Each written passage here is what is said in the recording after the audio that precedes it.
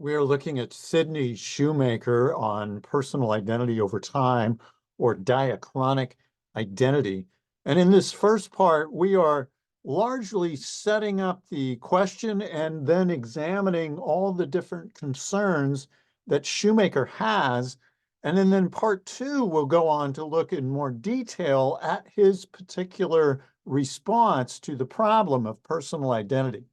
So the issue is this question: a person P2 at T2 is the same person as P1 at T1 if and only if, and then how do we fill in that blank?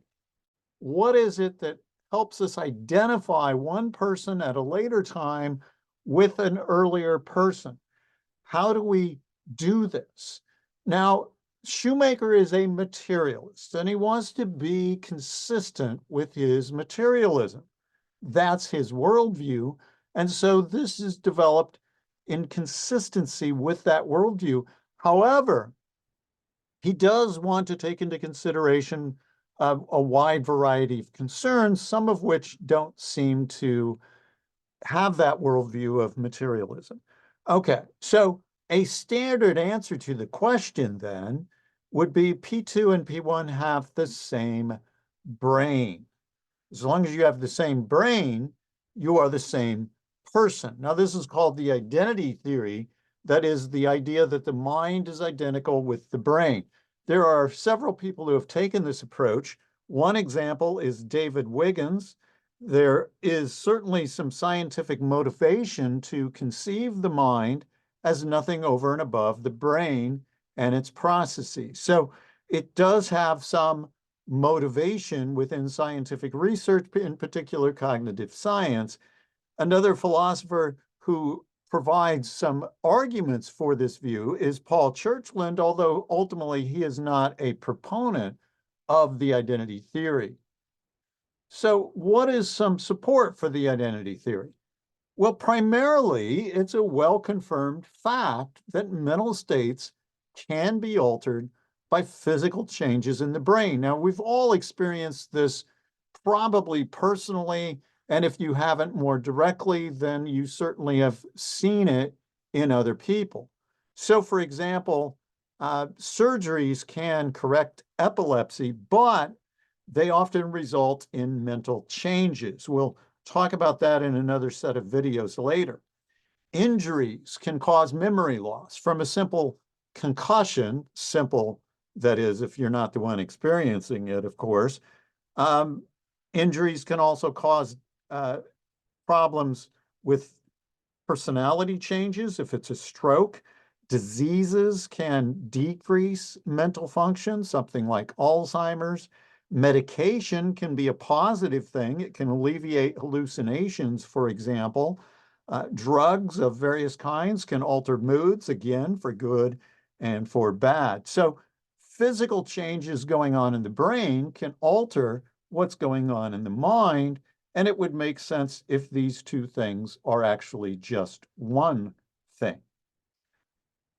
So, what are some concerns with the identity theory? And I'll address two on this slide, and then we'll have a third one on the next slide. First of all, Shoemaker at least nods his hat to religious concerns, and he says religious beliefs that the soul can survive the body seems to favor something other than the identity theory. A dualism of sorts is a traditional view, that the soul is something that's immaterial and is not identical with the brain. Also, from what we think is possible due to reports of out-of-body experiences, that's the OBEs, or near-death experiences, which are often also out-of-body experiences, and from, various science fiction scenarios. Now, these may seem silly to some, but there's a wide variety of reports of outer-body experiences and near-death experiences, and these are often have similar features. Now, the whole point here is that if these are merely possible, then the mind or soul, if you like, is distinct from the body. So Shoemaker says, well, that's something relevant to consider at least. A final concern that he raises that whenever we're looking at the problem of personal identity, we need to take into consideration is that our minds have an internal perspective. Or another way of saying this is that we have special access to our own mental states. We have a first person access. And that doesn't seem to be access to any physical processes. So, for example, beliefs that we have, like my belief that my car is gray, I don't have to go outside of myself, so to speak, to know that I have that belief. I don't even have to look at my car. I just have to consider, do I believe that? And I can say yes, and that's what I believe. It's not a belief about anything going on in my brain. Certainly, sensations are like this, seeing blue, feeling chilled. We do not ask the question, whose knee pain, when we experience knee pain. So a wider varieties could also be included here, but there's this internal perspective that we have. And there are arguments based on the indiscernibility of identicals that give us a clue that maybe brain states are not mental states. Now, there are certainly objections to those arguments as well. For those following along in the article that I've assigned for my course, that'd be on page 334. And this is the article that I'm getting out of the book, Metaphysics, the Big Questions by Zimmerman and Van Inwacht. Okay, so when we take into account those things, we also need to keep three other concerns in mind. So we're drawing these out now, some of the things that we've already mentioned, and we're saying, look, what does Shoemaker say about these? How important are they? Well, he thinks that any good account of personal identity has to consider a few different things. One are memories from the inside. So we talked about beliefs, we talked about sensations. Shoemaker especially emphasizes memories that occur in the first person. So our experiences, our memories, rather, of our experiences are significantly different from our memories of things that happen to other people. So if I say, I remember getting injured, I remember breaking my wrist, it's not a memory of somebody else breaking their wrist. It's a very different kind of memory. And so you could be mistaken about whether or not you actually broke your wrist, but that's not the point. The point is that there's this internal perspective. It's my memory that I broke my wrist, and that's very different from a memory that somebody else had some kind of injury. So that's one concern that we have to take into account, that internal perspective, in particular, that happens with memories. All right, a second concern of his is that we have this really strong concern for the continuity of existence. Now, what Shoemaker does to emphasize this is he presents a wizard example. So he says, suppose there's a wizard. Now, put the magic aside, never mind. This is a thought experiment. And this wizard can destroy and reconstitute anything. Or maybe what might seem to be the case with Star Trek teleporters, think of a teletransporter. So it's one thing to say, I will let the wizard, say, destroy my pen and turn it into a pile of dust and then reconstitute it, and it looks exactly and functions exactly as it does. Suppose he does that, so you say, okay, you can do it with my book, you can do it with my iPad, and then you get to bigger and more expensive things, and you allow him to do that. But would you let the wizard do it to your wife or husband or son or daughter or brother or sister? those seem to be very different. And you would probably be a lot more hesitant to allowing that. So you can take into consideration sci-fi examples, if you like, instead of wizard examples, um, where, say, somebody has taken over your role in life because they were a clone of you and then basically a reconstitution of you, but you continued to exist. So there's one movie with Paul Rudd going way back. There's one with Arnold called The Sixth Day, Arnold Schwarzenegger. There's a TV show called Upload that's on Prime Video, different sci-fi scenarios like that, where you have some way of reforming yourself, but then the new person takes over your life. How do you feel about that? And obviously, there's a lack of identity there because there are going to end up being two. Okay, third concern that Shoemaker has, that he says we want to make sure that any account of personal identity takes into consideration, is personal responsibility. And we're focusing in on moral responsibility.